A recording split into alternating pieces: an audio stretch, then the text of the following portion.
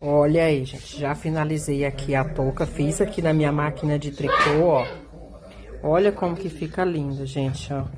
Ó como que é os pontos do tricô, tricô de máquina. Precisa dar uma ajustadinha, né? Acabei de finalizar ela. Fica bem quentinha, ela fica dupla, tá? Ela tem uma ponta pra cá e outra pra cá, ó. Então, é dupla, ela fica bem grossinha e bem confortável na cabeça, ó. Coloquei aqui um pompom, gente. Eu fiz um pomponzinho com a própria lã que sobrou, né? E olha aí que lindo, ó.